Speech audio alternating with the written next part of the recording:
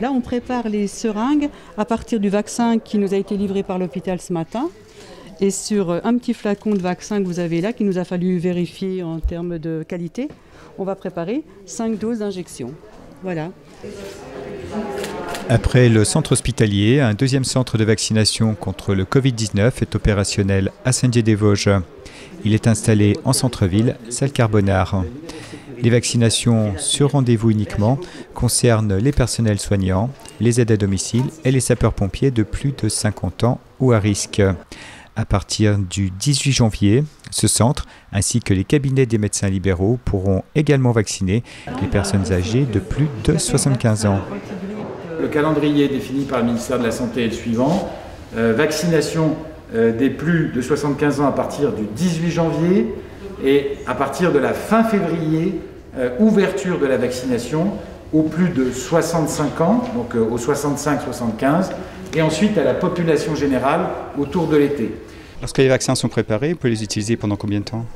Quand ils sont préparés comme là, en air ambiant, on a 3-4 heures.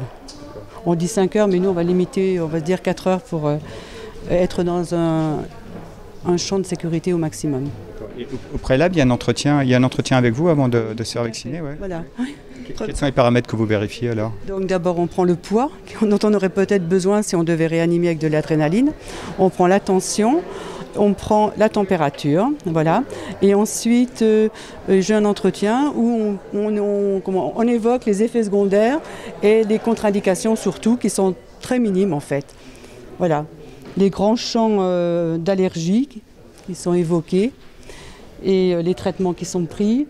Une infection Covid dans un délai inférieur à 3 mois sera une contre-indication, ou alors une vaccination par un autre vaccin, notamment la grippe, dans les 3 semaines précédentes.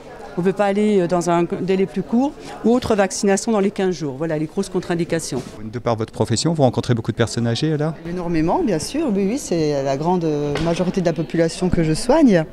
Et en fait, ça me paraît évident de me soigner justement pour me protéger et protéger en fait toutes ces personnes fragiles. Voilà, donc pour moi, c'est une évidence. C'est une vaccination comme une autre. La seule chose, c'est qu'on surveille les patients une dizaine de minutes après en cas de choc anaphylactique. Mais c'est tout. Voilà.